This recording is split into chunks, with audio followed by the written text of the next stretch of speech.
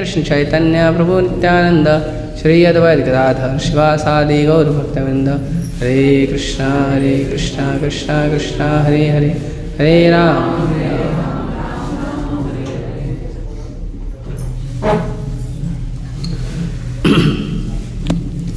हरे कृष्ण। उसका इको कम कर दीजिए और स्पीकर को थोड़ा ऐसे घुमा दीजिए उस तरफ। हाँ, तो पिछली बार हमने जगन्नाथ भगवान के रथ यात्रा को सुना कि भगवान की रथ यात्रा कैसे शुरू हुई और कैसे भगवान रथ पे आरूढ़ होते हैं। और फिर चैतन्य महाप्रभु ने भगवान की जो लीलाएं हैं, इसके आवाज़ को फुल कर दो। भगवान की जो लीलाएं हैं वो लीलाओं को भगवान ने कैसे कीर्तन पार्टी बनाया और भगवान कीर्तन कर रहे थे। कितने पार्टी बनाई थी भगवान ने? कितना कीर्तन का पार्टी बनाया था भगवान ने? बोलो, एक हफ्ते को भूल गया सब लोग। 5 और 5 बनाया था? 6 8 8 10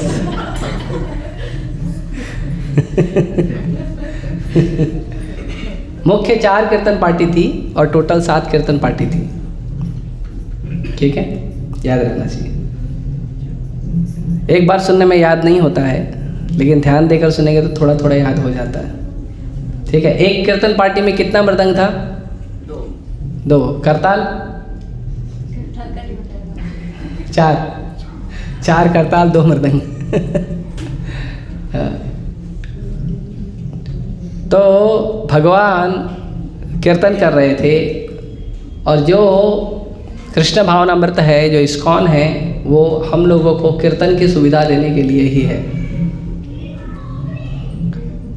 तो चैतन्य महाप्रभु का जो प्राकट्य का वर्णन है श्रीमद् भागवतम में, वो यही वर्णन है। कृष्ण वर्णम तुषा कृष्ण सांगोपांग सपार्षदम यज्ञ संकीर्तना प्राय जंते ही सुमेधसा। कि भगवान जो हैं वो स्वयं कृष्ण प्रकट होंगे, लेकिन कृष्ण के विपरीत रूप में प्रकट होंगे। तो कृष्ण काले हैं तो कृष्ण कैसे आएंगे? गोरे होके आएंगे। तुषा कृष्ण गोरे होके, विपरीत कृष्ण अपने विपरीत रूप में आएंगे। और कृष्ण कैसे आएंगे? कृष्ण अकेले आएंगे क्या? कई बार आप देखिए जब बात की जाती है भगवान की, तो भगवान का नाम अकेले लिया जाता है ना। इसे राम बोलते हैं, कृष्ण बोलते हैं। तो भगवान कभी अकेले नहीं आते हैं, भगवान आते हैं सबके साथ। भगवान के जो फ्रेंड्स एंड फैमिली है उसके साथ आते हैं, है ना। तो भगवान आते हैं सबके साथ और सबके साथ आकर लीला करते हैं। अकेले लीला कैसे करेंगे? कोई व्यक्ति है, वो बोल रहा है मैं खेलने जा रहा हूँ, तो खेलने क्या अकेले जाएगा? नहीं, खेलने जाएगा तो मित्र बंधु साथ में जाएंगे। तो लीला का मतलब है भगवान खेलते हैं। लीला विहार करना मतलब भगवान खेलते हैं, भगवान ड्रामा खेलते हैं। तो कोई भी अगर मूवी है या सीरियल है तो उसमें भी अकेला हीरो या अकेले हीरोइन से पूरा मूवी नहीं बनता है, उसमें बाकी लोग भी लगते हैं। तो भगवान उसी प्रकार आते हैं। तो कैसे आते हैं? सांग उपांग स पार्षद। भगवान अपने संगी जनों के आते हैं, संगी जनों के भी संबंधी हैं उनके साथ आते हैं, पार्षदों के साथ आते हैं। और भगवान चैतन्य महाप्रभु के रूप में आएंगे तो क्या करेंगे? तो कहते हैं यज्ञ करेंगे। भगवान यज्ञ करेंगे। तो कलयुग में तो घी है ही नहीं, पानी ही नहीं है, घी की तो बात ही छोड़ दो। जब भगवान पानी देते हैं तो ट्रेन बंद करके, बस बंद करके, और क्या बोलते हैं, काम धंधा बंद करके लोग घर में बैठ जाते हैं। उसको संभालना चाहिए ना, गर्मी में यूज़ होएगा, संभालते ही नहीं है। पहले के राजा लोग बुद्धिमान होते थे, वो रोडवेज, रेलवेज, ब्रिज ये सब नहीं बनाते थे। वो बनाते थे कुएं, तालाब, झील, ये सब बनाते थे।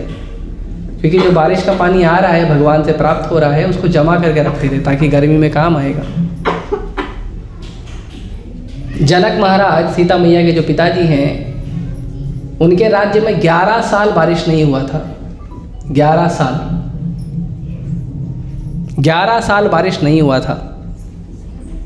लेकिन उनके राज्य में एक बूंद पानी की कमी नहीं हुई थी। क्यों? क्योंकि इतने बुद्धिमान लोग थे। पुण्य का काम आजकल किसी को बोलेंगे पुण्य का काम है तो किसी को बोलेंगे पैसा दे दान कर दो, खाना दान कर दो। और खाने में भी क्या दान करेंगे? तो चिकन दान कर देंगे, मछली दान करेंगे खाने में। अरे क्यों? अरे उसको पसंद है, अरे वो तो नरक जाना चाहता है, आप भी जा रहे हो उसके साथ। तो यज्ञ करेंगे तो यज्ञ के लिए घी चाहिए, उसके लिए शुद्ध ब्राह्मण चाहिए।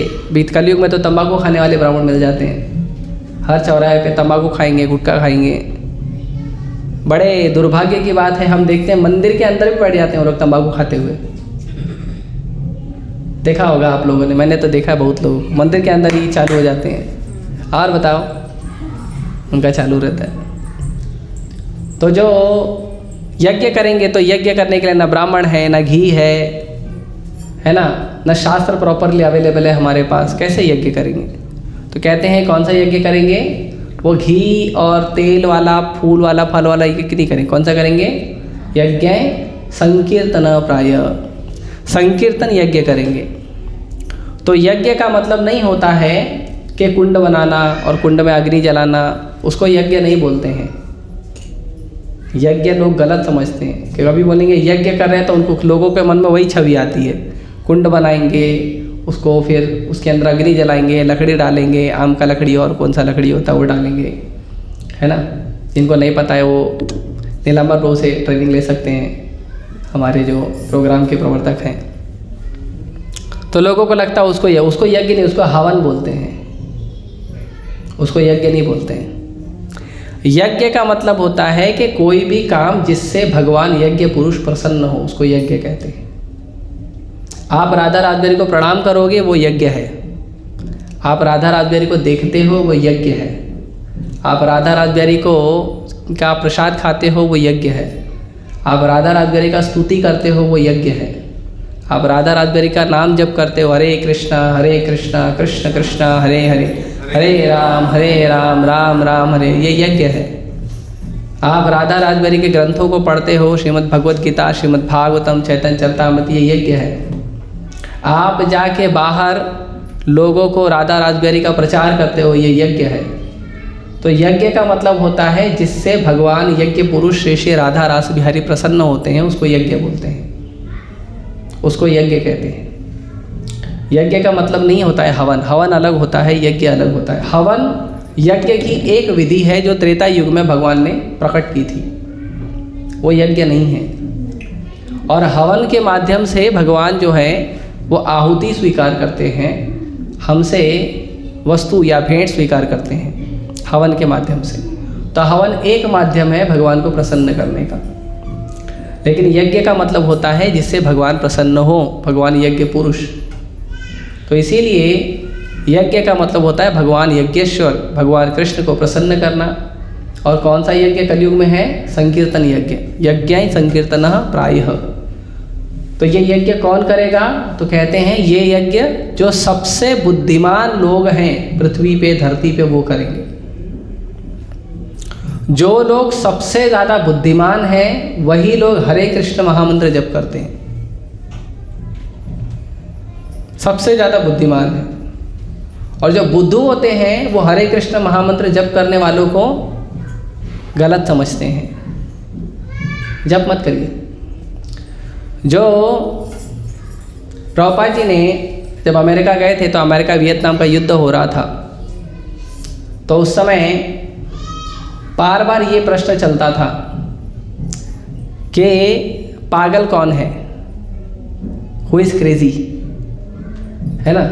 कोई कहता था जनता पागल है, कोई कहता था अमेरिका वाले पागल है, कोई कहता था वियतनाम वाले पागल हैं, कोई कहता था सरकार पागल है, कोई कहता था सरकार को नहीं मानने वाले पागल हैं। उसमें हरे कृष्णा वाले आगे, कोई हरे कृष्णा वाले पागल है।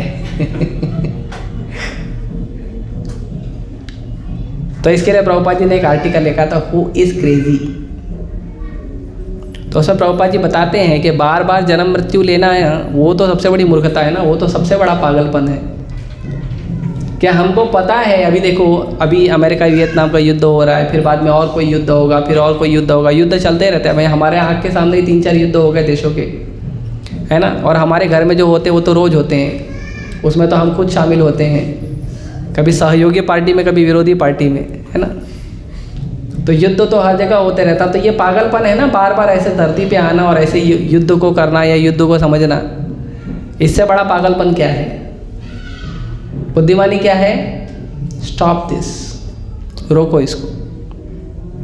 तो ये बुद्धिमानी कौन करता है? जो भगवान का नाम जप करता है, जो हरे कृष्ण महामंत्र जप करता है, वो बुद्धिमान व्यक्ति है जो इसको रोकने का प्रयास करता है। तो भगवान धरती पे आए चैतन्य महाप्रभु के रूप में, श्रीमती राधा रानी का भाव लेके आए और भगवान ने हरे कृष्ण महामंत्र का प्रचार किया। तो भगवान संकीर्तन यज्ञ के प्रवर्तक हैं, संकीर्तन यज्ञ के आचार्य हैं। इसीलिए कई बार जब लोग कहते हैं कि ये हरे कृष्णा तो इस्कॉन वालों का है, इस्कॉन वालों का नहीं है, ये आपकी भूल है। ये हरे कृष्ण महामंत्र जो है चैतन्य महाप्रभु लाए हैं धरती पे। गोलोकेर प्रेम था ना, हरि नाम संकीर्तन। ये गोलोक वृंदावन में जो भगवान राधा और कृष्ण हैं, उनकी सेवा में ये मंत्र को यूज़ किया जाता है। ये धरती का साधारण मंत्र नहीं है ना, ये देवी वो देवता इसका उसका मंत्र नहीं है, ये गोलोक वृंदावन का महामंत्र है। गोलोक वृंदावन में सेवा होती है श्री श्री राधा कृष्ण की इस महामंत्र के द्वारा, वहाँ का प्रेम धन है। ये चैतन्य महाप्रभु लाके हम लोगों को दे रहे हैं। तो ये जो भगवान चैतन्य महाप्रभु लेके आए हैं हरे कृष्ण महामंत्र, तो ये हरे कृष्ण महामंत्र के जो असली प्रचारक हैं वो हैं भगवान चैतन्य महाप्रभु, श्री श्री गौर निताई, भगवान नित्यानंद प्रभु। ये लोग धरती पर लाए हरे कृष्ण महामंत्र को। इसीलिए हरे कृष्ण महामंत्र को हर समय हमको जपना चाहिए, हर समय उसको बोलना चाहिए। यदि हम जप कर रहे हैं तो अच्छी बात है, नहीं कर रहे हैं, जैसे कुकिंग कर रहे हैं या ड्राइविंग कर रहे हैं, कुछ कर रहे हैं, तो कम से कम मुंह से चालू रहना चाहिए, है ना। उसका वाइब्रेशन का असर होता है, साउंड वाइब्रेशन। कृष्ण जो है वो ध्वनि के रूप में प्रकट होते हैं, शब्द के रूप में प्रकट होते हैं हरे कृष्ण महामंत्र के रूप में। इसीलिए प्रभुपाद जी कहते हैं कि कृष्ण ने इस्कॉन के गर्भ में जन्म लिया है हरे कृष्ण महामंत्र के रूप में। जन्माष्टमी के एक लेक्चर में बोलते हैं प्रभुपाद जी। तो इस तरह से जो महाप्रभु हैं वो हरे कृष्ण महामंत्र का प्रचार कर रहे हैं। तो रथ यात्रा में भी महाप्रभु क्या कर रहे हैं? हरे कृष्ण महामंत्र का प्रचार कर रहे हैं। रथ यात्रा में बहुत सारी सेवाएं होती है, अलग अलग मैनेजमेंट होता है, कोई रथ बनाता है, कोई रथ का सेवा करता है अलग अलग प्रकार से, कोई कुकिंग करता है, कोई क्राउड कंट्रोल करता है। ऐसे बहुत सारी सेवाएं होती है रथ यात्रा में, है ना। तो उसमें एक जो महत्वपूर्ण सेवा है, सबसे महत्वपूर्ण सेवा, वो क्या है? हरे कृष्ण महामंत्र का कीर्तन करना और कीर्तन में नाचना, क्योंकि ये सेवा जो है स्वयं चैतन्य महाप्रभु ने किया है। तो हम थोड़ा सा लीलाओं को देखेंगे, हालांकि वृत्तांत बहुत बड़ा है। मैं देखा, उसको देखने के बाद मुझे समझ में आया कि शायद मैं आज भी पूरा नहीं कर पाऊँगा लेकिन क्या करें, आज पूरा करना ही पड़ेगा, तो मैं शॉर्ट में पूरा करूँगा। तो भगवान चैतन्य महाप्रभु, अब हमने चर्चा किया कि भगवान चैतन्य महाप्रभु ने सारा अरेंजमेंट कर दिया है। भगवान जगन्नाथ जी रथ पे आरूढ़ हो गए हैं। भगवान जगन्नाथ जी के सामने जो है कीर्तन मंडली आ गई है, कीर्तन पार्टी आ गई है और अब कीर्तन शुरू हो रहा है। तो चैतन्य महाप्रभु ने कौन सा लीला किया? तो कहते हैं, पूर्व ये चेरा सादी लीला कैला वृंदावने, अलौकिक लीला गौर कैला शने शने। तो कहते हैं कि पहले जिस तरह पूर्व काल में श्री कृष्ण ने वृंदावन में रास लीला तथा अन्य लीलाएं की थी, उसी तरह महाप्रभु प्रतिक्षण अलौकिक लीलाएं कर रहे थे। तो जब द्वापर युग में भगवान ने ऐसी अलौकिक लीला की थी वृंदावन में, वैसे ही लीला भगवान अलौकिक, अलौकिक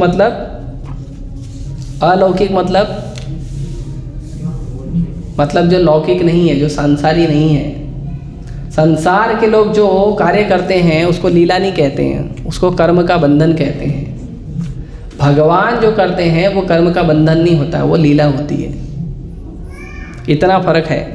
भगवान कोई कार्य करते हैं तो अपनी इच्छा से, अपनी मर्जी से, अपने अरेंजमेंट से, अपने हिसाब से करते हैं। और संसार के लोग कर्म का थपेड़ा खाते हुए और 3 गुणों के प्रकृति में बंध के रोते गाते हुए किसी तरह से कर्म करते हैं। तो ये फर्क है। इसके लिए जो संसार के लोग हैं उनको लीला नहीं कहते हैं, है ना, उसको लीला, उसको धुलाई कहते हैं, माया द्वारा धुलाई।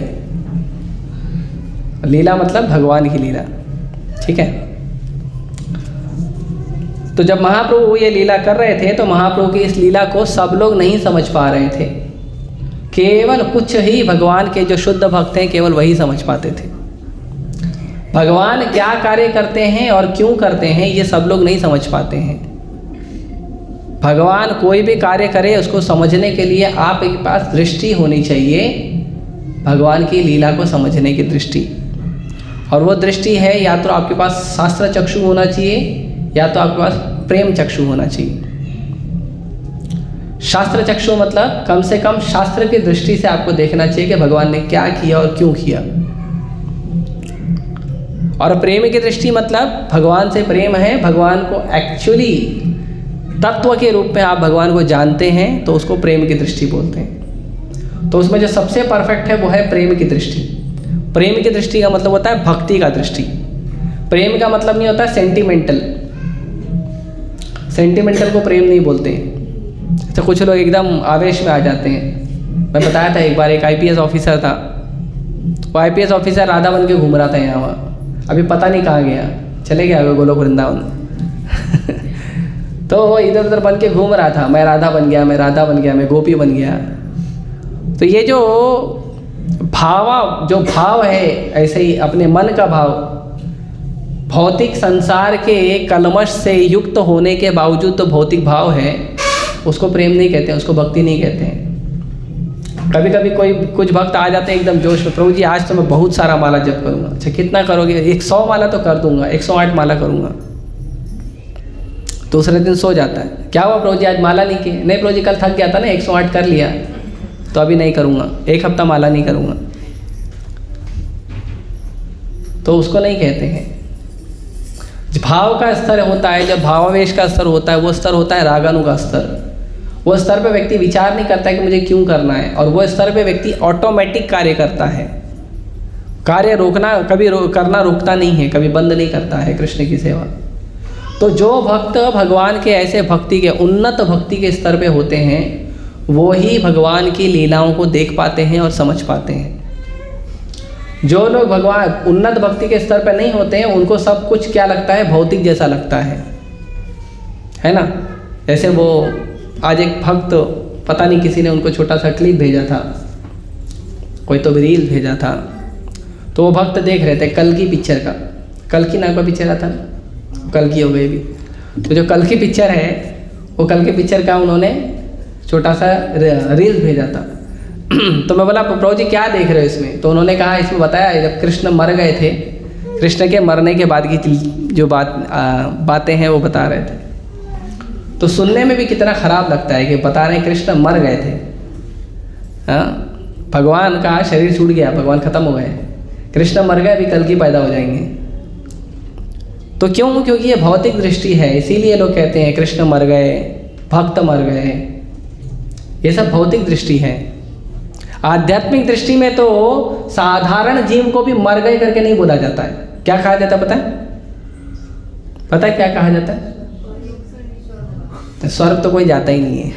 पाप करेंगे लिखेंगे स्वर्गवास हो गया। अरे किधर गया पहले पता करो। हाँ, परलोक पता नहीं कौन से लोग गए।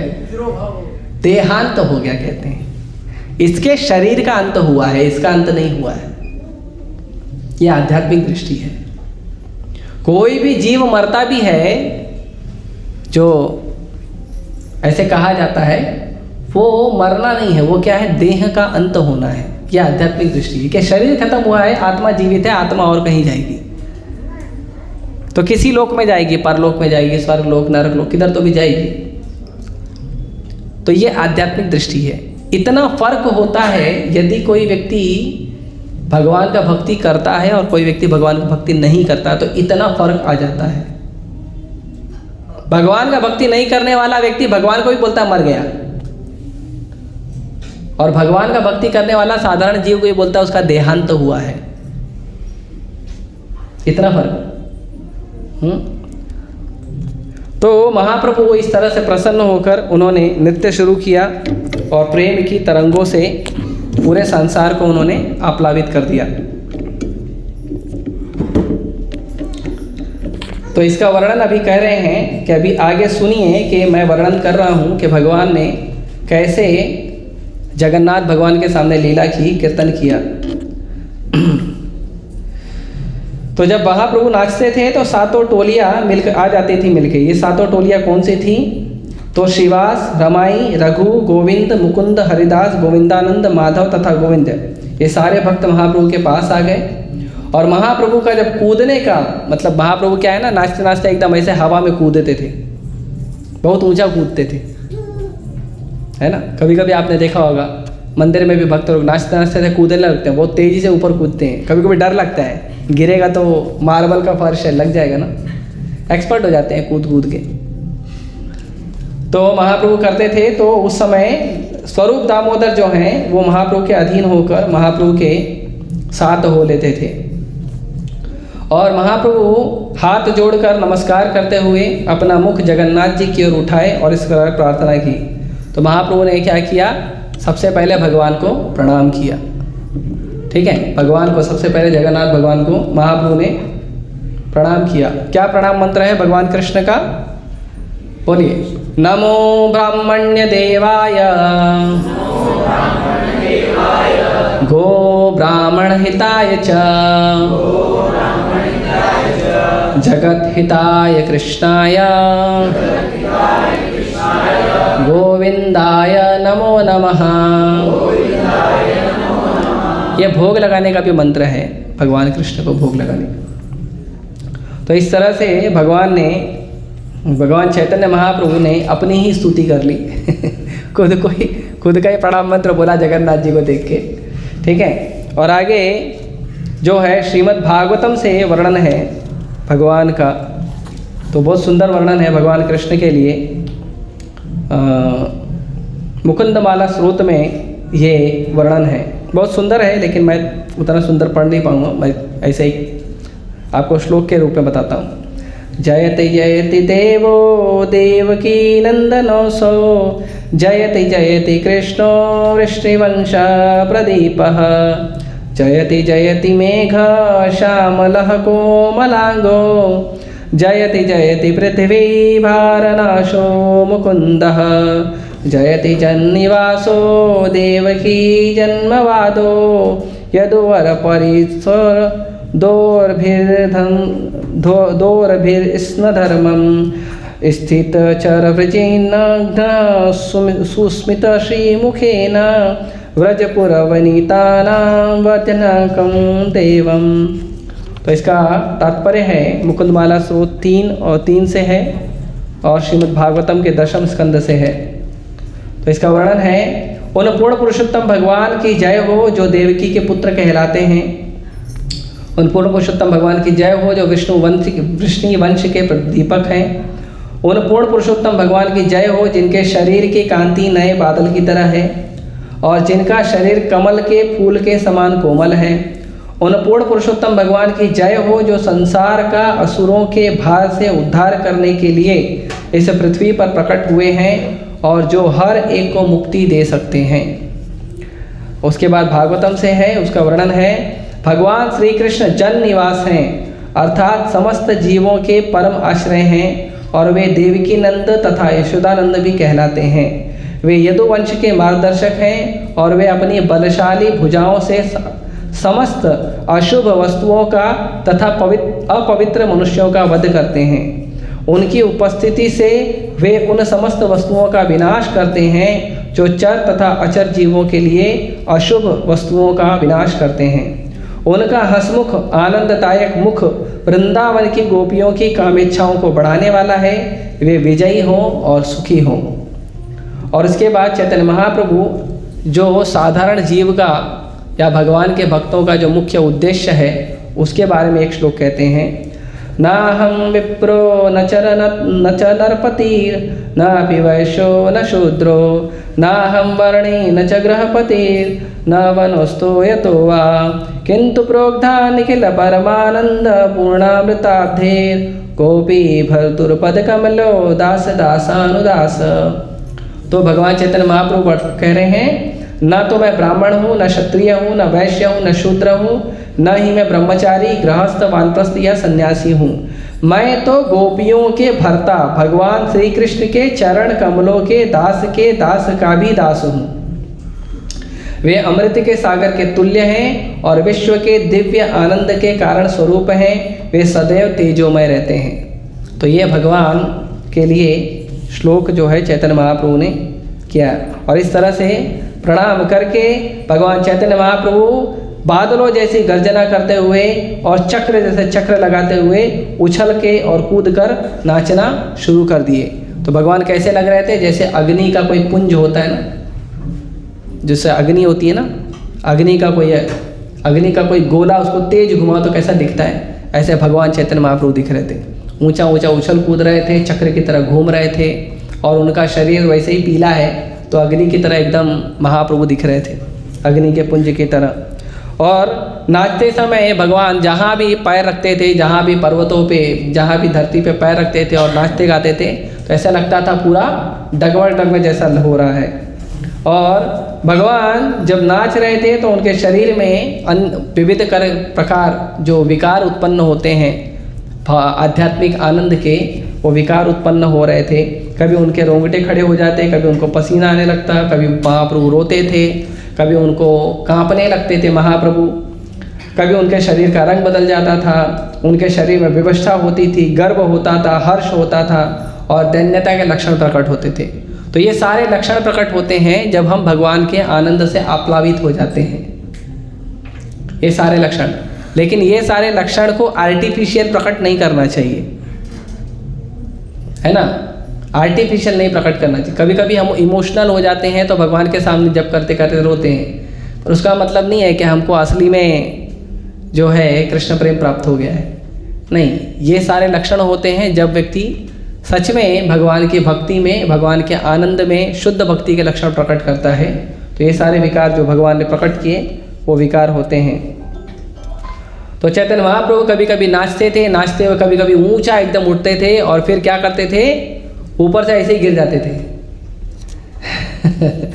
तो महाप्रभु और फिर क्या करते थे, जब जमीन पे गिरते थे तो जमीन पे लौटने लगते थे, जमीन पे ऐसे लौटने लगते थे, रोलिंग करते थे जमीन पे। तो ऐसा लगता था जैसे सोने का पर्वत जो है वो जमीन पे घूम रहा है। और ये सब देख के नित्यानंद प्रभु जो है महाप्रभु के पीछे पीछे भागते थे, किधर गिर जाएंगे तो पकड़ लेना चाहिए तो नित्यानंद प्रभु जो है वो महाप्रभु को पकड़ने का प्रयास करते थे और अद्वैत आचार्य पीछे से जोर जोर से चिल्लाते थे, हरि बोल हरि बोल। तो अद्वैत आचार्य ऐसे चिल्लाते थे और भीड़ को महाप्रभु के पास, अभी महाप्रभु ऐसा कीर्तन करते हैं आनंद में, तो क्या होता है कि भीड़ के लोग भी आ जाते हैं ना, वो भी थोड़ा, अभी कुछ लोग होते हैं वो भी स्टंट दिखाने का प्रयास करते हैं, हम भी करेंगे। तो क्योंकि महाप्रभु की लीला जो है वो चिन्मय लीला है, दिव्य लीला है, तो इसके लिए क्या करते थे, महाप्रभु के लिए फेंसिंग बनाते थे, है ना, गोला बनाते थे। 3-4 भक्त लोग एक दूसरे का हाथ पकड़ के महाप्रभु बीच में नृत्य करते हैं और भक्त लोग जो है फेंसिंग करके महाप्रभु को जो है प्रोटेक्ट करके रखते थे कि बाहर के लोग ना आए। तो ये जब देखे तो प्रताप रुद्र जो वहाँ के महाराज है, राजा है, उन्होंने क्या किया कि जो भक्तों ने जो फेंसिंग बनाई थी, जो भक्तों ने अपना सर्कल बनाया था, उसके अब बाहर और एक सर्कल बना दिया महाराज प्रताप रुद्र ने, कि जनरल पब्लिक जो है वो चीटिंग करके भी अंदर ना पहुंच सके और महाप्रभु को डिस्टर्ब ना करे। इस तरह से महाप्रभु जो है बहुत सुंदर प्रेमाविष्ट हो के, अत्यधिक भाविष्ट हो के महाप्रभु नाच रहे थे। और जब श्रीवास प्रभु ने महाप्रभु को देखा, श्रीवास ठाकुर ने महाप्रभु को देखा इतने आनंद में नाचते हुए, तो उन्होंने क्या किया, वो भी महाप्रभु के साथ नाचने लग गए। और महाराज प्रताप रुद्र जो है वो भगवान का नृत्य देख रहे थे। और जो श्रीवास ठाकुर है, श्रीवास ठाकुर कृष्णा, जो श्रीवास ठाकुर है वो राजा के सामने खड़े हरिचंदन को अपने हाथ से, श्रीवास ठाकुर जब नाच रहे थे तो श्रीवास ठाकुर जो है राजा के सामने नाच रहे थे, महाराज प्रतापरुद्र के सामने ही नाच रहे थे। तो वो भी नाच रहे थे, तो महाराज प्रतापरुद्र जो है वो भगवान को नहीं देख पा रहे थे। तो उनके जो एक संगी थे हरिचंदन करके, वो हरिचंदन क्या किए, वो श्रीवास ठाकुर को बोल रहे थे थोड़ा साइड हो जाओ, देखना है हमारे राजा को, चैतन्य महाप्रभु को देखना है। अभी ऑब्वियसली ये राजा है वो भगवान है, दोनों इंपॉर्टेंट है। और श्रीवास ठाकुर तो भगवान के नित्य संगी भक्त हैं, तो उनको ऐसे साइड होने के लिए बोलते थे, प्लीज़ साइड हो जाओ, थोड़ा कभी कभी धक्का देते थे। तो श्रीवास ठाकुर जो है वो महाप्रभु के आनंद में मग्न थे, तो वो देखे बार बार कोई डिस्टर्ब कर रहा है, तो वो घूमे और एक जोर से उसको थप्पड़ लगा दिए हरिचंदन को। हरिचंदन को बहुत जोर से गुस्सा आ गया, अरे ऐसा कोई मारता है क्या? तो महाराज प्रतापरुद्र ने उनको समझाया, देखो श्रीवास ठाकुर कोई साधारण भक्त नहीं है, और श्रीवास ठाकुर का जो स्पर्श आपको प्राप्त होना वो साधारण नहीं है, तो आप अपने गुस्से को त्याग दो। ये भक्तों का दृष्टि होता है। कई बार अगर हमको भक्ति करते समय या कोई सेवा करते समय यदि हमारे पर कोई क्रोधित हो जाता है या गुस्सा हो जाता है, तो हमें हमारा धैर्य बना के रखना चाहिए। और ख़ासकर जब कोई उन्नत भक्त, कोई सीनियर भक्त ऐसा कुछ करता है, तो वो हमारे पर कृपा है कि वैसे भी सीनियर भक्त से बात होती नहीं है, स्पर्श होता नहीं है उनका, है ना। तो ये दुखी नहीं बनाना चाहिए। कई बार लोग इसको दुख के रूप में, गलत रूप में लेते हैं, वो नहीं करना चाहिए। तो इस तरह से चैतन्य महाप्रभु के नृत्य को देख के हर व्यक्ति चकित था, और चैतन्य महाप्रभु का इतना भावाविष्ट, इतने भाव में, प्रेम में चैतन्य महाप्रभु का नृत्य हो रहा था कि चैतन्य महाप्रभु का नृत्य देखने के लिए जगन्नाथ जी ने अपना रथ रोक दिया और भगवान खुद खड़े होकर देखने लगे। रथ पूर्णतः स्थिर हो गया और जगन्नाथ अपलक नेत्रों से श्री चैतन्य महाप्रभु का नाच देखते रहे। तब तक रथ स्थिर खड़ा रहा। देवी सुभद्रा और बलराम दोनों को अपने हृदय में परम सुख तथा भाव का अनुभव हुआ और वे नृत्य को देखकर मुस्कुरा रहे थे। जब चैतन्य महाप्रभु नाच रहे और उछल रहे थे, तब उनके शरीर में 8 प्रकार के सात्विक भाव प्रकट हो आए। ये सारे लक्षण एक साथ दृष्टिगोचर हो रहे थे। उनके शरीर में रोंगटे खड़े हो गए। ऐसा लगा मानो उनकी चमड़ी में फोड़े फूट निकले हों। उनका शरीर कांटों से आवृत सेमल वृक्ष के समान प्रतीत हो रहा था। उनके दांतों को कटकटाते देखकर लोग डर गए। उन्होंने यहाँ तक सोच लिया कि उनके दांत गिर जाएंगे। श्री चैतन्य महाप्रभु के सारे शरीर से पसीना बह रहा था और साथ ही रक्त फूट रहा था। वे भावावेश में जग की रुंध, मतलब उनका गला भी रुंध हो गया था। महाप्रभु की आंखों से तेजी से अश्रु निकल रहे थे, मानो पिचकारी से जल निकल रहा हो, जिससे उनके चारों ओर खड़े लोग भीग गए। तो इस तरह से महाप्रभु जो हैं वो नृत्य कर रहे थे। जब महाप्रभु जमीन पर गिर पड़ते तो कभी कभी उनकी सांस रुक जाती। जब भक्तों ने ऐसा देखा तो उनके भी प्राण क्षीण हो गए। तो कई बार ऐसा होता है कि जब भगवान के प्रेम में, भगवान के आवेश में जब शुद्ध भक्त लक्षण प्रकट करते हैं तो कभी कभी ऐसा लगता है कि वो पूरी तरह मूर्छित हो गए, लगता है शरीर छोड़ दिया उन्होंने। तो महाप्रभु का भी कई बार ऐसा लीला होता था कि भक्तों को ऐसा लगता था कि महाप्रभु ने शरीर छोड़ दिया, डर जाते थे वो लोग। कभी उनकी आंखों से पानी बहता तो कभी नासिकाओं से, उनके मुख से फेन निकलता। ऐसा प्रतीत होता मानो चंद्रमा से अमृत धाराएं बह रही हो। तो महाप्रभु जो है वो वैसे भी चैतन्य चंद्र है ना। तो भगवान गौर चंद्र, चैतन्य चंद्र जो है इस तरह से आवेश में कीर्तन कर रहे थे कि ऐसा लग रहा था कि चंद्रमा जो है वो अपनी रोशनी को हर जगह बिखेर रहा है। और इस तरह से प्रलयकारी नृत्य करने के बाद महाप्रभु का मन जो है प्रेम में आविष्ट हो गया। और फिर जब रथ रुक गया, चैतन्य महाप्रभु नाच रहे हैं और रथ रुक गया, तो महाप्रभु क्या किए, नाचते नाचते रथ के पीछे चले गए। रथ को लोग धक्का मार रहे थे, रथ आगे ही नहीं जा रहा था। लोग रस्सी से खींचे रहे, रथ आगे ही नहीं जा रहा था। तो रथ आगे कैसे जाएगा? तो महाप्रभु को जब पता चला कि रथ आगे ही नहीं जा रहा, जगन्नाथ जी आगे नहीं चल रहे हैं, तो महाप्रभु ने क्या किया, महाप्रभु नाचते नाचते रथ के पीछे गए और रथ के पीछे महाप्रभु ने अपना जो सिर है वो रथ को स्पर्श कर दिया और फिर रथ अपने आप चलने लगा। तो जगन्नाथ के रथ धीरे धीरे चलने लगा और शची माता के पुत्र आगे बढ़कर रथ के समक्ष फिर से नाचने लगे। नाचते तथा गाते हुए भगवान जगन्नाथ के सामने जितने भक्त थे वे उन्हीं पर आंखें टिकाए थे। जब चैतन्य महाप्रभु कीर्तनियों के साथ जुलूस के पीछे सिरे तक गए। चैतन्य महाप्रभु अपने नेत्रों तथा मन को भगवान जगन्नाथ पर टिकाए हुए अपने दोनों हाथों से गीत का अभिनय करने लगे। इस तरह चैतन्य महाप्रभु तथा भगवान जगन्नाथ में यह देखने की होड़ लगी थी कि कौन आगे निकल जाएगा, किंतु चैतन्य महाप्रभु इतने बलशाली थे कि जगन्नाथ जी को अपने रथ में प्रतीक्षा करनी पड़ती। तो भगवान और भक्त का कंपटीशन चालू हो जाता है। भगवान भक्त को प्रसन्न करेंगे या भक्त भगवान को प्रसन्न करेंगे। तो भगवान आशीर्वाद दे के भक्त को प्रसन्न करेंगे या भक्त सेवा करके भगवान को प्रसन्न करेगा। ये कंपटीशन हमेशा चलता है और खुशी की बात यह है कि इसमें भगवान हमेशा हार जाते हैं और भक्त जीत जाता है। तो जगन्नाथ जी जो है उनको रुकना पड़ा बार बार और इस तरह से चैतन्य महाप्रभु जो हैं वो प्रेमाविष्ट होकर फिर उसके बाद चैतन्य महाप्रभु जो है गोपियों का भाव, राधा रानी का भाव प्रकट करने लगे। और फिर राधा रानी के भाव में जैसे श्रीमती राधा रानी भगवान कृष्ण को कहती हैं वृंदावन में, वैसे ही चैतन्य महाप्रभु कहते हैं कि जिस व्यक्ति ने युवावस्था में मेरा हृदय चुरा लिया था वही अब फिर से मेरा स्वामी है। यह चैत्र मास की वही चांदनी रातें हैं, वही मालती पुष्पों की सुगंध है और कदम वन की वही मधुर वायु बह रही है। अपने घनिष्ठ संबंध में मैं वही प्रेमिका हूँ, फिर भी मेरा मन यहाँ सुखी नहीं है। मैं रेवा नदी के तट पर स्थित वेतसी वृक्ष के नीचे वापस जाने के लिए उत्सुक हूँ, यही मेरी उत्कंठा है। तो चैतन्य महाप्रभु ने इस श्लोक को पढ़ा। ये श्लोक श्रीमती राधा रानी ने कहा था भगवान कृष्ण को जब कुरुक्षेत्र से भगवान को लेकर जा रहे थे।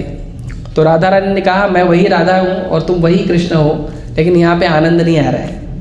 क्यों? क्योंकि यहाँ पे आप एकदम राजसी वेश में हो, है ना, और यहाँ पे यमुना नहीं है। तो उसका पूरा वर्णन किया उन्होंने। तो आनंद कहाँ आएगा? वृंदावन में। तो इस तरह से पढ़ रहे थे तो सब लोग समझ नहीं पाए, किंतु स्वरूप दामोदर हैं और रूप गोस्वामी हैं, ये लोग भगवान के उसको समझ गए। इस तरह भगवान जगन्नाथ का दर्शन करने के बाद चैतन्य महाप्रभु में गोपी भाव का जागृत हुआ। इस भाव में मग्न होने के कारण उन्होंने स्वरूप दामोदर से कहा कि वे टेक गाएं। उनको उन्होंने गाने के लिए कहा।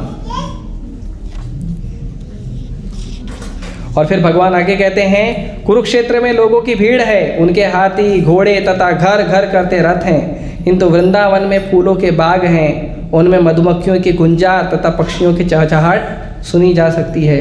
यहाँ कुरुक्षेत्र में आप राजसी वेश में हैं और आपके साथ बड़े बड़े योद्धा हैं, किंतु वृंदावन में आप सामान्य ग्वाल बाल की तरह अपनी सुंदर मुरली लिए प्रकट हुए थे। यहाँ पर उस सुख सागर की एक बूंद भी नहीं है जिसका आनंद मैं वृंदावन में आपके साथ लेती थी।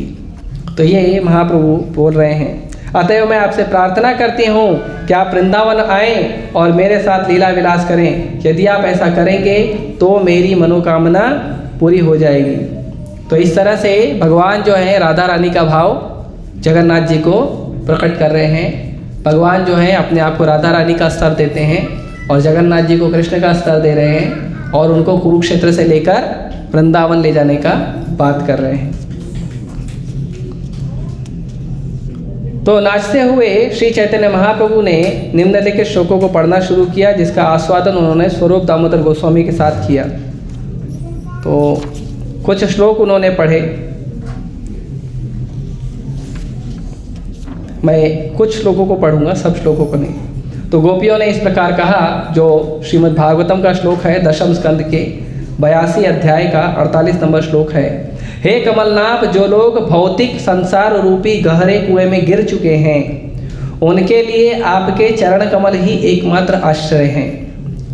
आपके चरणों की पूजा तथा उनका ध्यान बड़े बड़े योगी तथा विद्वान दार्शनिक करते हैं। हम चाहती हैं कि वे ही चरण कमल हमारे हृदय में भी उदित हों। यद्यपि हम सभी गोपियाँ गृहस्थी के कार्यों में संलग्न रहने वाली सामान्य स्त्रियां हैं। और श्रीमती राधा रानी के भाव में चैतन्य महाप्रभु ने कहा, अधिकांश लोगों के मन तथा हृदय एक होते हैं, किंतु मेरा मन कभी भी वृंदावन से अलग नहीं होता। अतएव मैं अपने मन और वृंदावन को एक मानती हूँ। मेरा मन पहले से वृंदावन है। क्योंकि आप वृंदावन को पसंद करते हैं तो क्या आप अपने चरण कमल वहाँ रखेंगे? इसे मैं आपकी पूर्ण कृपा मानूंगी।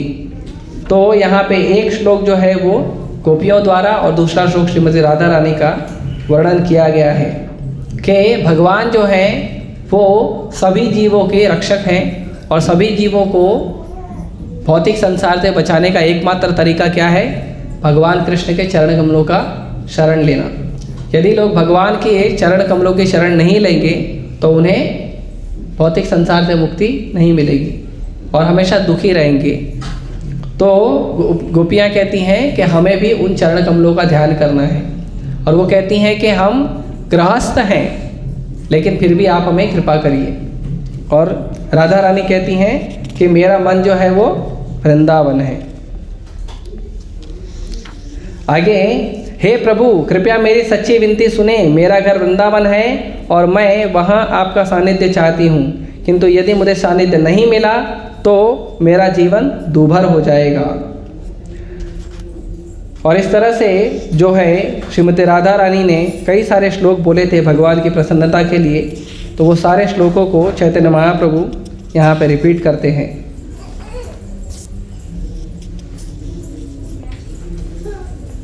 एक दो श्लोक और पढ़ता हूँ। इसमें बताते हैं, वृंदावन के निवासी आपको न तो राजकुमार के वेश में देखना चाहते हैं, न ही वे चाहते हैं कि आप अनजान देश में महायोद्धाओं की संगति करें। वे वृंदावन भूमि को छोड़ नहीं सकते और आपकी उपस्थिति के बिना वे सब मर रहे हैं। न जाने उनकी कैसी दशा होगी। हे कृष्ण, आप वृंदावन धाम के प्राण और आत्मा हैं। आप विशेषकर नंद महाराज के जीवन हैं। आप वृंदावन भूमि में एकमात्र ऐश्वर्य हैं और आप अत्यंत कृपालु हैं। कृपा करके आइए और सभी वृंदावन वासियों को जीवन दीजिए। कृपया वृंदावन में पुनः अपने चरण कमल रखिए। तो इस तरह से जो श्रीमती राधा रानी है या नंद महाराज या यशोदा मैया, ये लोग हमेशा सोचते थे कि भगवान कृष्ण वापस वृंदावन आए। जब उद्धव गए थे मिलने के लिए वृंदावन में, भगवान ने उद्धव को भेजा था, जाओ वृंदावन जाकर आओ। तो वृंदावन जब उद्धव गए थे तो उद्धव ये समझ नहीं पा रहे थे कि भगवान की विरह में इनकी जो स्थिति है, जितने भी वृंदावन वासी हैं, चाहे वो ग्वाल बाल हों, चाहे वो गाय हो, चाहे वो गोपियाँ हों, चाहे नंद महाराज हो, चाहे यशोदा मैया हो, ये सब लोगों का जो भी भाव था वो ऐसा था कि बस ऑलमोस्ट उनका शरीर छूट गया है। तो वो समझ ही नहीं पा रहे थे इन्होंने शरीर क्यों रोक के रखा है, प्राण रोक के क्यों रखा है। जब मरने की जैसी अवस्था होगी तो प्राण छोड़ देना चाहिए। तो उन्होंने पूछा आपने ऐसा क्यों किया? तो बोले कृष्ण ने हमको बोल के गया वो वापस आएगा। तो अगर वो आया और हमने प्राण छोड़ दिया तो उसको दुख लगेगा, उसको दुख ना लगे इसके लिए हम लोग इतने दुख में भी प्राण संभाल के रखे हैं, ये कृष्ण दुखी ना हो। तो ये भाव होना चाहिए भक्तों का कि हमेशा भगवान प्रसन्न हो। हमारा सुख हमारा दुख ये महत्वपूर्ण नहीं है संसार में। हमारे लिए महत्वपूर्ण होना चाहिए भगवान और उनके भक्तों की सेवा। भगवान प्रसन्न होने चाहिए और भगवान के भक्त प्रसन्न होने चाहिए, ये सबसे ज़्यादा महत्वपूर्ण है। भगवान यदि हमें कोई लीला सुनाते हैं, जैसे हम भगवान कृष्ण की लीला सुनते हैं, राम की लीला सुनते हैं, तो इनसे हम क्या सीखते हैं कि हमें भगवान और भगवान के भक्तों से कैसा व्यवहार करना चाहिए, हमें कैसा भक्ति करना चाहिए, ये सीखना चाहिए। तो इसीलिए हमारा जो भी भक्ति का कार्य है, उस भक्ति के कार्यों में सबसे ज़्यादा महत्वपूर्ण क्या होना चाहिए कि अनुकूलेन कृष्णानुशीलेन भक्ति रुच्यते। जो भी हम कार्य करें वो कार्य क्या होने चाहिए? भगवान की भक्ति के, भगवान की सेवा के अनुकूल होना चाहिए, प्रतिकूल नहीं होना चाहिए। कोई भी कार्य हम करें वो भगवान की सेवा के अनुकूल होना चाहिए। ऐसा नहीं है कि वेदों का विधान है, वेदों का नियम है तो करना कंपलसरी है। ऑब्वियसली जितना भी वेद नियम पुराण के जो भी नियम है वो सारे भगवान को प्रसन्न करने के लिए ही हैं। लेकिन कई बार अगर वो भगवान की सेवा के बीच में आते हैं या भगवान के सेवा के मार्ग के बीच में रोड़ा बनते हैं तो उनको पालन नहीं करना चाहिए। जैसे अर्जुन ने भगवान को बहुत ज्ञान दिया और अर्जुन ने जितना ज्ञान दिया भगवान को सारा का सारा वेदों से ही ज्ञान दिया था। पहला अध्याय भगवत गीता का अर्जुन बोला मैं नहीं लड़ूंगा, तो नहीं लड़ूंगा उसके लिए अर्जुन ने बहुत सारे रीज़न दिया था। कि इसलिए नहीं लड़ूंगा, इसलिए, और सारे रीज़न वैलिड है। शास्त्र के अनुसार, समाज के अनुसार सारे रीज़न एकदम परफेक्ट है कि अर्जुन ने सही बोला था इसलिए नहीं लड़ूंगा। क्या मैं अपने गुरु को मारूं? क्या अपने बड़ों को मारूं? क्या मैं युद्ध करके पाप ले लूं लोगों को? और मैं प्रॉपर्टी लेके करूंगा क्या? जब प्रॉपर्टी जिसको दिखाऊंगा वो लोग जिंदा ही नहीं रहेंगे तो उनको प्रॉपर्टी लेके करूंगा क्या? है ना? ये प्रॉपर्टी क्यों जरूरत पड़ती है पता है? ये प्रॉपर्टी या जो वस्तु है क्यों जरूरत पड़ती पता है? पता है इसका क्या उपयोग है? दिखाने के लिए मेरे पास इतना बड़ा प्रॉपर्टी है बस, और कोई कारण जरूरत नहीं है इसका। खाने के लिए 3 चपाती, सोने के लिए 3/6 की जगह, इससे ज़्यादा मनुष्य को आवश्यकता नहीं है। फिर क्यों बड़ा बनना है? क्यों चाहिए गाड़ी? क्यों चाहिए बंगला? उसमें भी ब्रांड चाहिए। ये ब्रांड का गाड़ी ज़्यादा इंपॉर्टेंट है, ये ब्रांड का मोबाइल ज़्यादा इंपॉर्टेंट है, ये ब्रांड का कपड़ा ज़्यादा इंपॉर्टेंट है। हाँ? क्यों चाहिए पता है? ये सब दिखाने के लिए कि ये ब्रांड का देखो वस्तु मैं यूज़ करता हूँ, मैं बहुत अमीर आदमी हूँ, मैं बहुत अच्छा आदमी हूँ। ये उसके लिए ज़रूरत है। बाकी खाने के लिए आपको थोड़ा सा अनाज मिल गया, 3 चपाती 4 चपाती या थोड़ा राइस जो आप खाते हैं 2 समय, और सोने के लिए 3/6 की जगह एक छत चाहिए जो हमें गर्मी, बारिश और ठंडी से थोड़ा बचाए, बस। और क्या चाहिए? और कुछ आवश्यकता नहीं है। और जीवन में आनंद के लिए हरे कृष्ण महामंत्र का जप करो, हो गया। इससे ज़्यादा लाइफ का कोई आवश्यकता नहीं है, कोई आवश्यकता नहीं है। आजकल तो विवाह वगैरह भी जो हो रहे हैं ना, वो भी दिखावे के लिए हो रहे हैं। विवाह में भी लोग दिखावा करते हैं। हाँ, मेरे एक रिलेटिव बता रहे थे, वो कह रहे थे कि वो उनके भाई ने विवाह में 42 लाख रुपए खर्चा किया है, तो मैं 45 लाख तो कम से कम करूँगा। अरे क्या जरूरत है? आपके पास नहीं है तो सिंपल कर दो ना। नहीं, दिखावा करना है कि वो इतना कर सकता तो मैं भी कर सकता हूँ। ये सब दिखावे की दुनिया है, ये कृष्ण का भजन नहीं है। और भक्तों को तो ऐसी फालतू चीज़ों में पढ़ना ही नहीं चाहिए। सिंपल चीज़ें रखो। इसके लिए हम लोग का लाइफ देखो, एकदम सिंपल लाइफ रखते हैं हम लोग। बीड़ बैग मिल गया, धोती कुर्ता मिल गया, थोड़ा प्रसाद मिल गया, सोने को मिल गया, मस्त एकदम। भगवान का दर्शन लो, नाचो गाओ, थोड़ा प्रचार करो, फिर प्रसाद खाओ, सो जाओ। ऐसा जीवन होना चाहिए। तो ये साधारण जीवन है। साधारण जीवन कृष्ण को बहुत पसंद है। इसके लिए साधारण जीवन जीना चाहिए, हमें लोगों को दिखाना नहीं चाहिए। अर्जुन भी यही बोल रहा था, मैं क्या करूँगा ऐसा प्रॉपर्टी लेके? प्रॉपर्टी लूँगा तो कोई तो भी बोलना चाहिए ना, अरे वाह तुम्हारे पास तो 4 BHK है, अरे बंगला आपका है, वाह सुनील बाबू बढ़िया है ना? तो ये कोई तारीफ करेगा तो अच्छा लगता है। अरे प्रभु जी आपके पास आईफोन है, आईफोन प्रो है, क्या बोलते हैं इसको, iPhone 15 Pro जो भी है। हाँ? अरे वाह प्रभु जी, आप तो मर्सिडीज में घूमते हो, अरे घर में ही घूम लो। तो ये क्यों है पता है? बस कोई बोलना चाहिए। प्रभुपाद जी एक लेक्चर में बोलते हैं कि लोग कई बार जो है ना विवाह भी करते हैं तो सुंदर स्त्री या सुंदर पुरुष से करते हैं, ताकि लोग बोलना चाहिए अरे वाह आपकी पत्नी तो बहुत सुंदर है, आपको पति तो बहुत सुंदर है। कई बार तो यहाँ तक हद चली जाती है। तो ये दिखावे का संसार नहीं होना चाहिए। संसार होना चाहिए उपयोगी का, जितना उपयोग है। तो अर्जुन बहुत ज्ञान दे रहा था। भगवान ने क्या बोला पता है भगवान ने? अशोचान अनुशोचत तो प्रज्ञावानम से भाष से। अरे जिस चीज़ के बारे में सोचना चाहिए उसके बारे में तो सोच नहीं रहा है, और जिस चीज़ के बारे में नहीं सोचना चाहिए उस पर मेरे को ज्ञान दे रहा है, बड़े बड़े पंडित की तरह। कथासु नानुशोचंती पंडिता। अरे जो मर गया वो जिंदा है, उसके बारे में पंडित कहाँ सोचते हैं, बुद्धिमान लोग कहाँ सोचते हैं? जो मर गया वो गया, जो जिंदा है वो तो कुछ तो करेगा, क्यों सोचना इन लोग के बारे में? और हम लोग टेंशन लेते हैं, सबसे बड़ा रोग क्या कहेंगे लोग। प्रभु जी में तिलक लगाओ ना, देखो वो है तो ऐसे गुस्से से देखता है मेरे को, देखने दो। प्रभु जी मैं कंठी पहनता हूँ ना, उसको अच्छा नहीं लगता है, तो उसको नहीं अच्छा लगने तो ना, वो थोड़ी पहना है, आप पहने हो, क्या फर्क पड़ता है। तो ये जो संसार के लोकाचार है, संसार के नियम है, ये सारी जो चीजें हैं ना, ये सारे जो नियम है, ये सारे नियम से कृष्ण भक्ति का कोई लेना देना नहीं है। और ये सारे नियम के ऊपर कृष्ण भक्ति है। तो हमें इसके लिए इन चीज़ों का ध्यान रखना चाहिए। किसका मोबाइल है वो? बंद करो उठा के, किसी के बैग में, किसके बैग में है? बंद करो।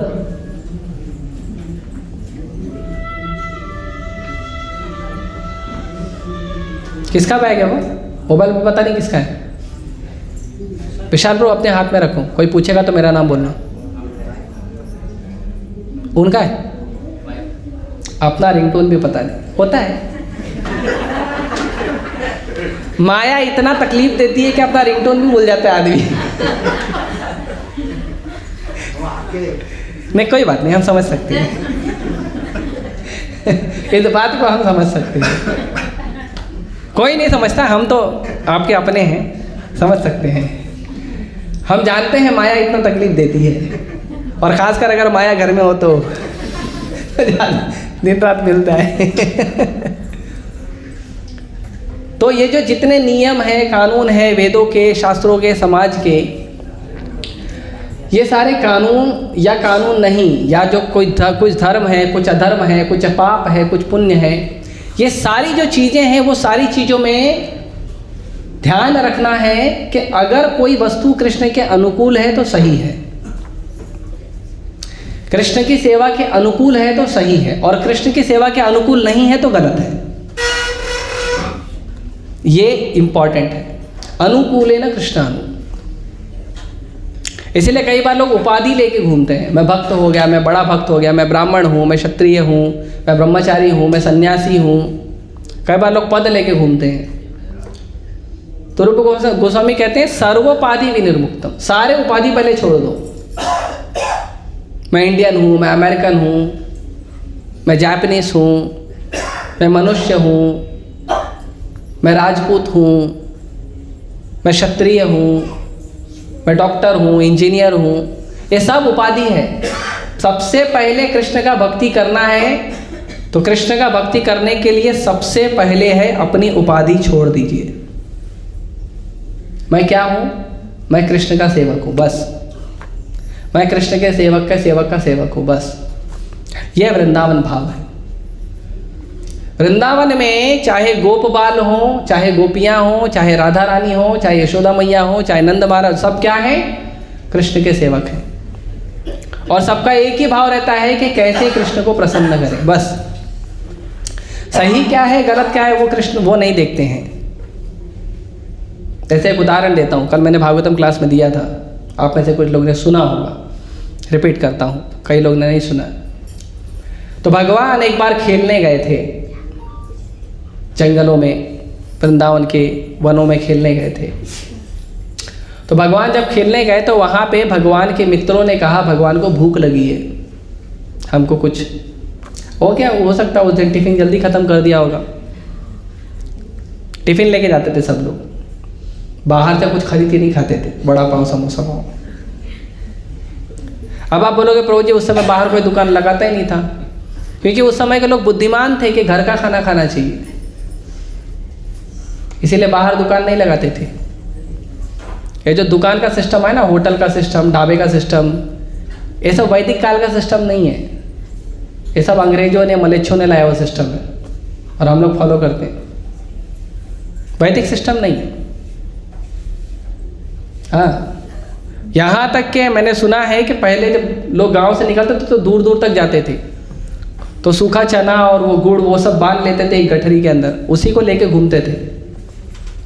वही 10-15 दिन चलता था, फिर कहीं रुके, फिर किसी से मांग के, फिर लेके, फिर खाते पीते चल दिए।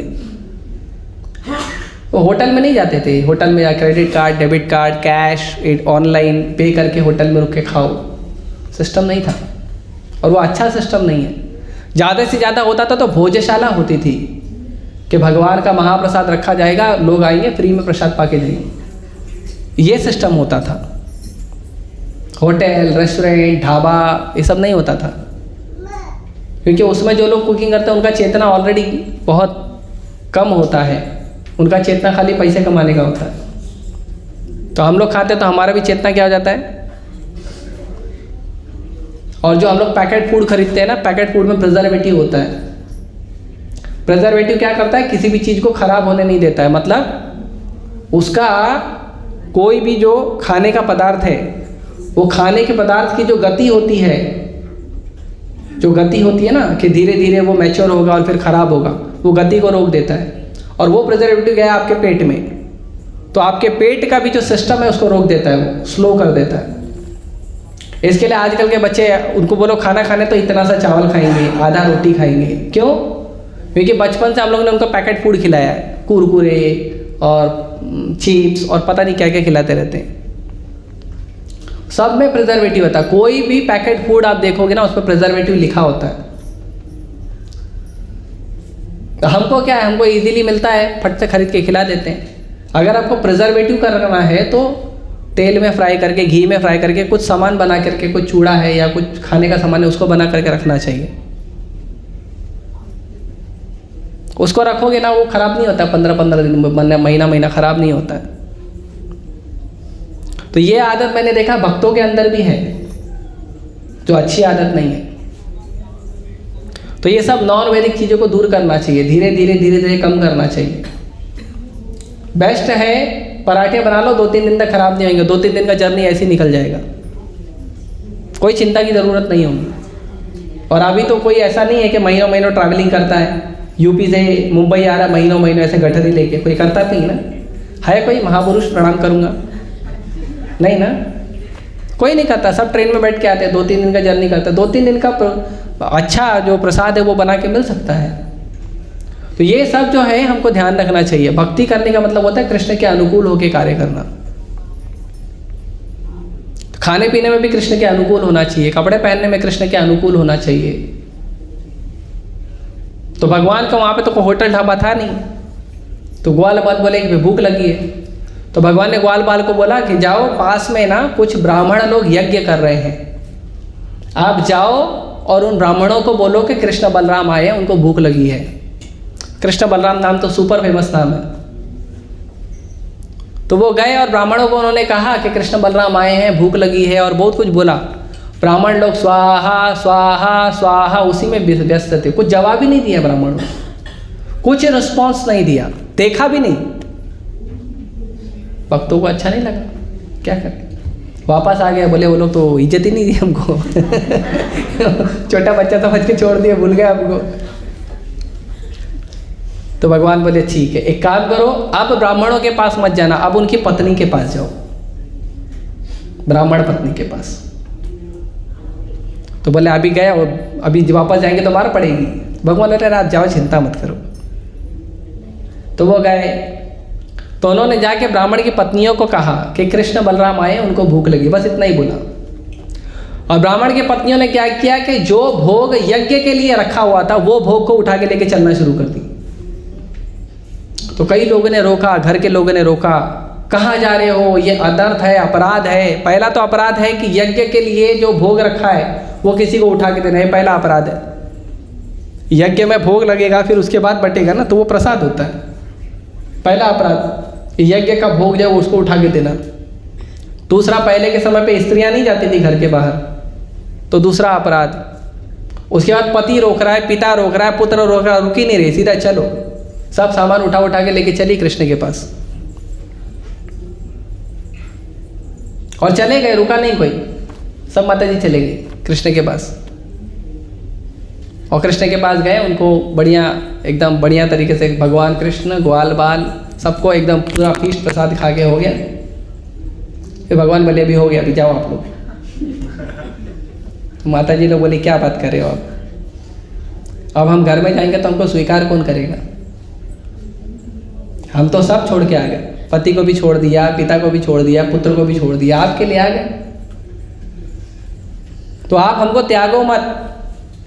हम जंगल में रह लेंगे, अगर आपको जाना है ना जाओ आप, नो प्रॉब्लम, आप हमारे लिए मत रुको। हम जंगल में रह लेंगे, यहाँ के फूल पत्ते तोड़ के, फल तोड़ के खा लेंगे और आपके स्मरण में, भजन में दिन बिता देंगे, घर पे नहीं जाएंगे। भगवान बोले नहीं जाओ, डोंट वरी, कोई आपको कुछ नहीं करेगा। तो ब्राह्मण पत्नियां वापस गई भगवान की बात मान के। जब वो गए तो जितने भी ब्राह्मण लोग थे उन्होंने प्रणाम किया सारी स्त्रियों को। उन्होंने कहा कि जिस यज्ञ पुरुष के लिए हम यज्ञ कर रहे हैं वो यज्ञ पुरुष स्वयं आए थे और हम बुद्धि के अंधे लोग भगवान को पहचान नहीं पाए। और उन पूर्ण पुरुषोत्तम भगवान को तुम जैसे माताएं जिनको ना शास्त्र पता है ना वेद पता है, आप पहचान के जाके उनकी सेवा करके आए हो। आपसे ज्यादा भाग्यशाली कोई नहीं है। तो कृष्ण की सेवा कृष्ण के अनुकूल होके करना ज्यादा महत्वपूर्ण है। नियम है, कानून है, इसके लिए जितने भी नियम कानून है ना उसको आपके जो आध्यात्मिक मार्गदर्शक है उनको पूछ के करना चाहिए। नहीं तो कई बार क्या होता है, अरे हमारे परंपरा में तो ऐसा ही होता है, अभी ये परंपरा चली आ रही है, पुरखों की परंपरा है चली आ रही है, तो हम कैसे रोक दें। आप देखिए ना, वो भक्ति के अनुकूल है तो पालन करिए, नहीं है तो छोड़ दीजिए, उसका आपको कोई पाप नहीं लगेगा। जैसे मैं जब आश्रम में आना चाहता था, भक्ति में आना चाहता, तो मेरे पिताजी ने 3-4 ब्राह्मणों को बोला कि आप जो है समझाओ इसको, पागल हो गया है, जा रहा है ब्रह्मचारी बनने, सन्यासी बनने जा रहा है, थोड़ा समझा, दिमाग खराब हो गया इसका। तो मुझे मंदिर में बुलाया, वो 4-5 पंडित लोग जो है वो मेरे को घेर के बैठ गए और समझाने लगे मेरे को, देखो बेटा ऐसा नहीं करने का, बहुत सारा ऋण लगता है, विवाह नहीं करेंगे तो ऋण से उऋण नहीं होंगे, सारा ऋण लगता है, देव ऋण लगता है, ऋषि ऋण लगता है, पितृ ऋण लगता है, ये सब ऋण लगता है हमारे ऊपर। अगर हम विवाह नहीं करेंगे तो ये सब ऋण से हम चुकता नहीं होंगे। तो मैंने बोला क्या लिखा है ये सब चीज़ें? तो बोले ये वेद में लिखा है, ये पुराण में, सब बताने लगे। बड़े बड़े पंडित पढ़े लिखे लोग बताते हैं। तो मैं तो एकदम नया था, मुझे तो इतना दिमाग नहीं था, गीता के सारे श्लोक भी याद नहीं थे, कहाँ से ज्ञान दूंगा। एक श्लोक याद था, एक श्लोक, मैं वो श्लोक बोल दिया। मैं बोला देखो गीता में एक श्लोक मैंने पढ़ा है, ये श्लोक मुझे समझ में आया, ये श्लोक के अनुसार मैं जा रहा हूँ भगवान की सेवा करने। आप लोग मुझे बताओ मैं सही कर रहा हूँ कि गलत कर रहा हूँ। अगर आप लोग बोल दोगे मैं गलत कर रहा हूँ तो जो आप बोलोगे मैं सुनूंगा। बोले ठीक है बताओ। तो मैंने श्लोक बोल दिया, सर्वधर्मान् परित्यज्य मामेकं शरणं व्रज अहं त्वां सर्वपापेभ्यो मोक्षयिष्यामि मा शुचा। भगवान बोलते हैं सारा धर्म छोड़ो, मेरे पास आओ। कोई बोलेगा पाप लगेगा, भगवान अरे डोंट वरी, पाप को मैं देख लूंगा, तुम जाए मेरे पास आ जाओ। तो एक बोलता ऐसा थोड़ी होता है। बोला वही गीता में लिखा है कि नहीं? हाँ गीता में तो लिखा है। तो बोलते तो फिर वहां पे भी तो वो लिखा है। तो बोला एक काम करो, मेरे पास दिमाग नहीं है, दिमाग है आप लोग के पास, है ना? आप डिसाइड करो भगवान ने यहाँ सही बोला है कि वहाँ सही बोला है। डिसाइड करके जब फाइनल हो जाएगा तो मेरे को बुला लेना, फिर मैं आप लोग का सुनूंगा। तब तक के लिए मैं जा रहा हूँ, टाटा, मैं चले गया। अभी तक कोई आए नहीं मेरे को समझाने। तो कृष्ण को एक बार कोई शरणागति हो गया है, कोई उसका ऋण नहीं लगता है। एक बार कोई भगवान को शरणागति हो गया, कोई पाप कोई ऋण नहीं लगता। अगर होगा भी तो कृष्ण उसको देखते भी नहीं, क्योंकि जीवन का उद्देश्य है भगवान को प्राप्त करना, जीवन का उद्देश्य है भगवान कृष्ण की शरण लेना। अगर हम भगवान की शरण ले लिए हैं तो कोई पाप कोई अपराध कुछ भी का उसका कोई वैल्यू नहीं है। इसीलिए भगवान की शरण लेनी चाहिए, भगवान के अनुकूल होकर कार्य करना चाहिए। और यही हमें भगवान चैतन्य महाप्रभु की लीलाओं में भी पता चलता है। इसीलिए भगवान की लीलाओं को समझने के लिए शुद्ध भक्ति की आंखें चाहिए, क्योंकि उनको पता होता है कि कृष्ण के अनुकूल क्या है, कृष्ण के प्रतिकूल क्या है।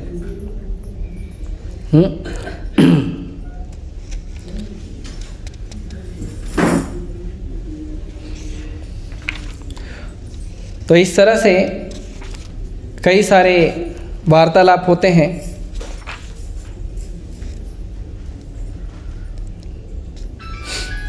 स्वरूप दामोदर महाप्रभु के भाव के अनुरूप ही गाया करते थे। जब भी महाप्रभु किसी रस विशेष का आस्वादन करते, स्वरूप दामोदर उसे गाकर साकार कर देते। तो जब महाप्रभु कोई रस का आस्वादन करते थे तो स्वरूप दामोदर पीछे से वो भागवतम का या कोई शास्त्रों का श्लोक जो है पीछे से गा के उस आस्वादन को पूरा करते थे। श्री चैतन्य महाप्रभु ने भगवान जगन्नाथ के सुंदर कमल जैसे मुख तथा नेत्रों के दर्शन किए। भगवान जगन्नाथ माला पहने थे, सुंदर वस्त्रों से सज्जित एवं सुंदर आभूषणों से अलंकृत थे। उनका मुख सूर्य की किरणों से जगमगा रहा था और समूचा वातावरण सुगंधित था। श्री चैतन्य महाप्रभु के हृदय में दिव्य आनंद का सागर उमड़ रहा था और उनमें उन्मत्तता के लक्षण तुरंत तूफान की तरह जोर पकड़ने लगे।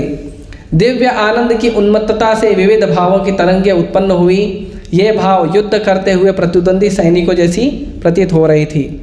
प्राकृतिक भावों के सभी लक्षणों में वृद्धि हुई। फलतः भावों का उदय, भाव शांति, मिश्रित भाव, युक्त भाव, दिव्य भाव तथा स्थायी भाव तथा भाव प्रबलता देखी गई।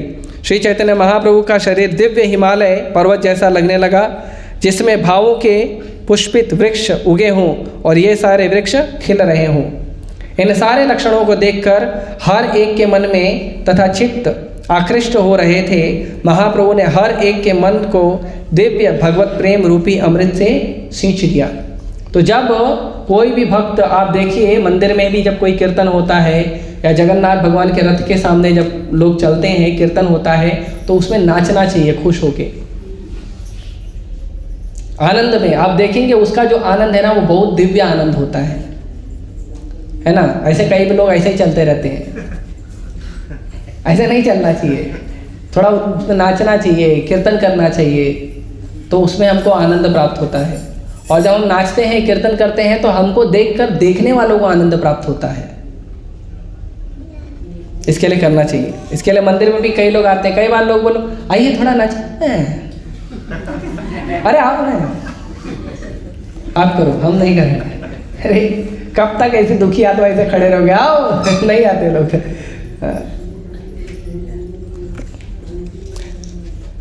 उन्होंने जगन्नाथ जी के सेवकों, सरकारी अफसरों, यात्रियों, सामान्य जनता तथा जगन्नाथपुरी के सभी निवासियों के मन को सिंचित कर दिया। सबके मन को भगवान चैतन्य महाप्रभु ने नृत्य करके आनंदित किया। भगवान चैतन्य महाप्रभु का यही सिस्टम है, नाचो गाओ खाओ पियो भगवान के धाम जाओ, यही सिस्टम है, कोई दूसरा सिस्टम नहीं है भगवान की भक्ति करने का।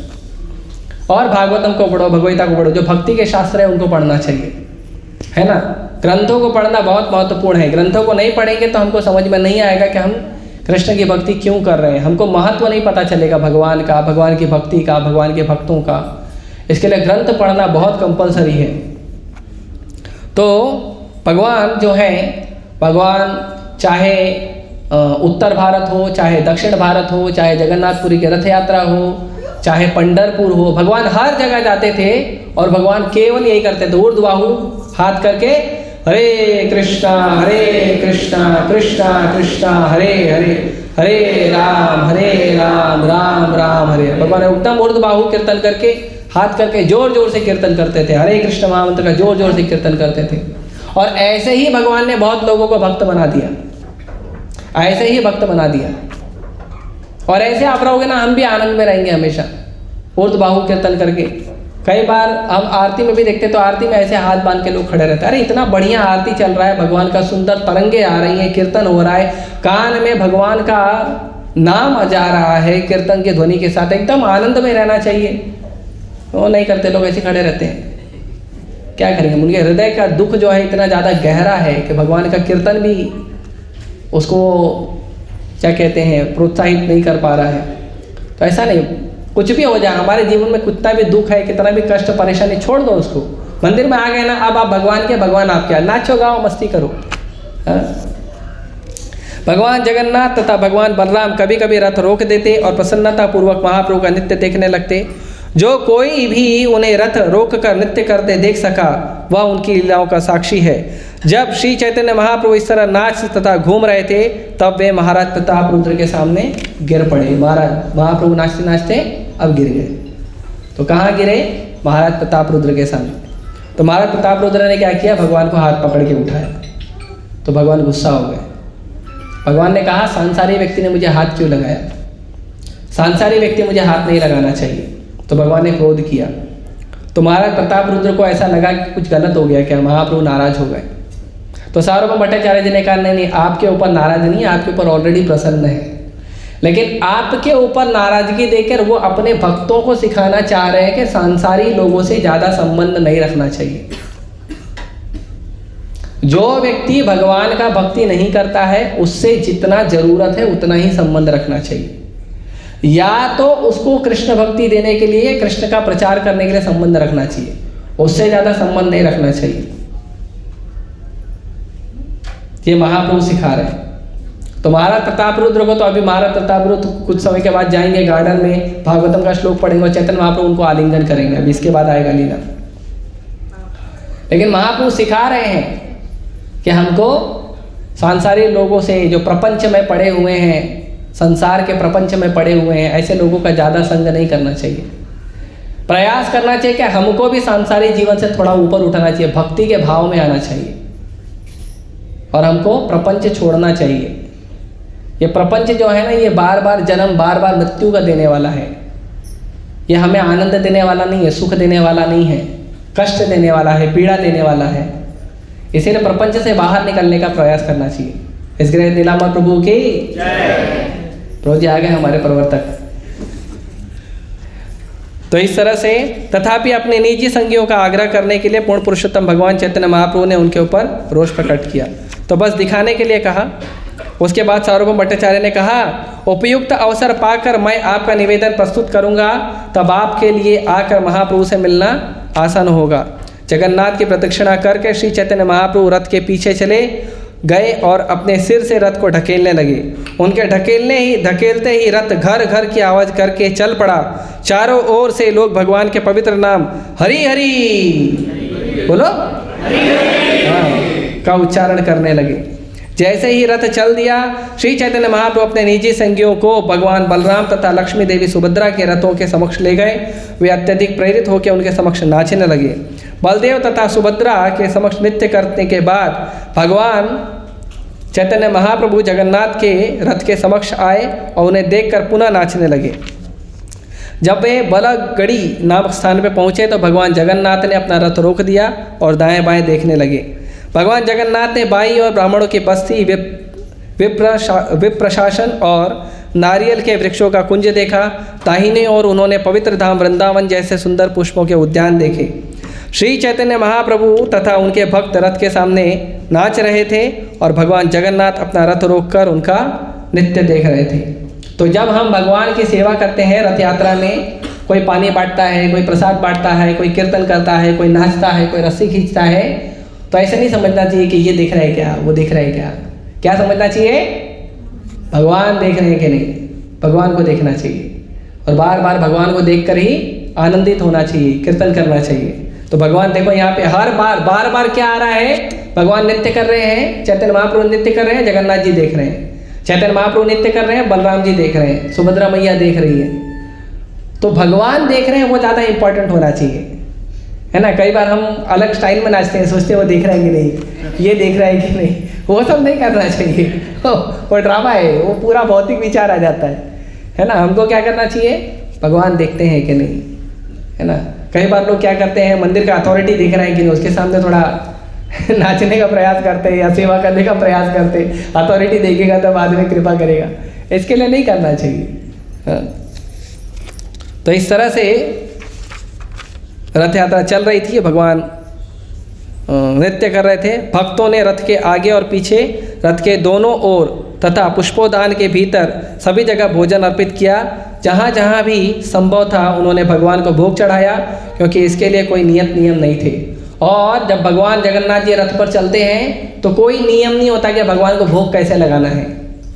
आपके हाथ में जो भी है, फल है, फ्रूट है, फूल है, वो दे दो। जगन्नाथ जी के पास जो है भोग लगा के तुरंत दे देगा आपको, तुरंत महाप्रसाद। हाँ, तो आप लोग देखेंगे अभी 13 तारीख को जब व्रत आएगा तो आप लोग देखेंगे, आपको भी कुछ भोग लगाना तो दे दो भगवान को, वो भगवान को तुरंत भोग लगा देंगे। वो बात अलग है, ऊपर जाने के बाद आपको मिलेगा नहीं मिलेगा उसकी गारंटी जो पुजारी की है, जो वहाँ पे खड़े रहेंगे। मिल गया तो महाप्रसाद, नहीं मिला तो प्रणाम। ठीक है। तो इस तरह से भोग अर्पित हुए। चैतन्य महाप्रभु बगीचे में चले गए और वहाँ प्रेमावेश में निमग्न होकर एक चबूतरे पे लेट गए। महाप्रभु नाचने के कठोर श्रम से थक गए थे। उनके सारे शरीर पर पसीना था, अतएव उन्होंने बगीचे की शीतल सुगंधित वायु का आनंद उठाया। संकीर्तन करने वाले सारे भक्त भी वहाँ आ गए और उन्होंने वृक्षों के नीचे विश्राम किया। इस तरह मैंने श्री चैतन्य महाप्रभु द्वारा किए गए महासंकीर्तन का वर्णन किया है, जिस तरह वे जगन्नाथ के समक्ष नाचे थे। श्रील रूप गोस्वामी ने चैतन्याष्टक नाम में अपनी स्तुति में महाप्रभु द्वारा जगन्नाथ जी के रथ के सामने समक्ष नाचने का स्पष्ट वर्णन किया है। तो इस तरह से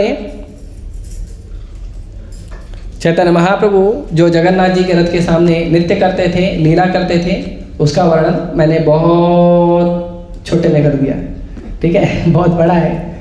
तो इस तरह से भगवान चैतन्य महाप्रभु जो है रथ के सामने, भगवान जगन्नाथ जी के रथ के सामने नाचते थे, गाते थे, कीर्तन करते थे, प्रसाद खाते थे, प्रसाद बांटते थे, सबको नचाते थे, कीर्तन होता था, करताल बजता था, मृदंग बजता था। तो ये आनंदमय जो है परिस्थिति जो अभी आप लोगों ने ध्यान से सुना है, तो अभी आपने सुनकर आनंद लिया है। 13 तारीख को इसको करके आनंद लेना, ठीक है। तो आप सभी भक्त जो है 13 तारीख को जगन्नाथ जी का रथ जो शुरू होगा हमारे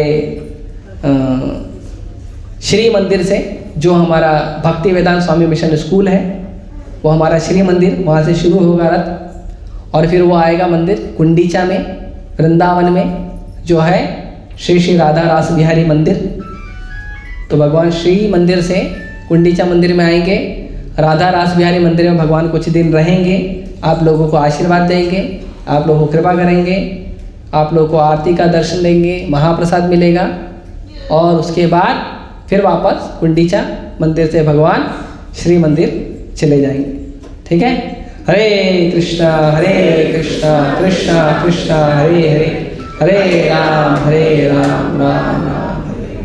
किसी का कोई प्रश्न है, टिप्पणी है या कोई सुझाव है तो बोल सकते हैं। हरे कृष्णा। नहीं, अभी बजने दो, कोई दिक्कत नहीं, हम समझते हैं भौतिक संसार में इतना कष्ट है, क्या करें। वो कष्ट ही जो अलग अलग रिंगटोन है ना, वो कष्ट है, अलग अलग रिंगटोन के माध्यम से निकलते हैं। बताइए, किसी का कोई प्रश्न, कोई विचार, कोई कुछ कहना चाहता है हिंदी में? ऑनलाइन बंद हो गया, ठीक है। नहीं, प्रभु जी, मेरा एक प्रश्न है। आपने शुरू में बताया था कि भगवान आते तो अपने संगीगण के साथ आते हैं, लेकिन वामन भगवान जब आए थे तो वो किन के साथ आए थे? वो तो अकेले आए थे ना?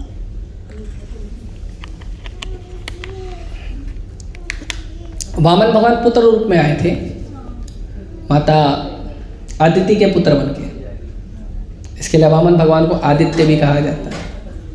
तो एक छोटा सा सेवा करने के लिए आए थे, भगवान पूरा लीला करने नहीं आए थे।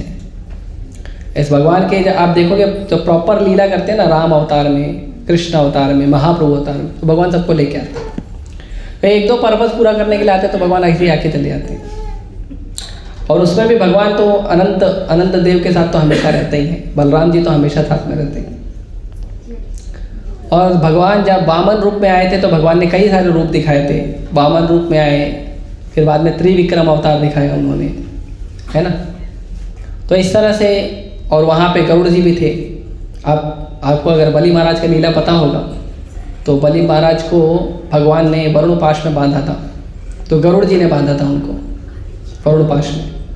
तो भगवान कभी भी अकेले नहीं होते हैं, भक्तों के साथ ही होते हैं। चाहे नरसिंह लीला हो, चाहे वराह लीला हो, कोई भी लीला हो, भगवान ही नेवर कम्स अलोन। कोई नहीं तो बलराम जी तो साथ में रहेंगे 100%।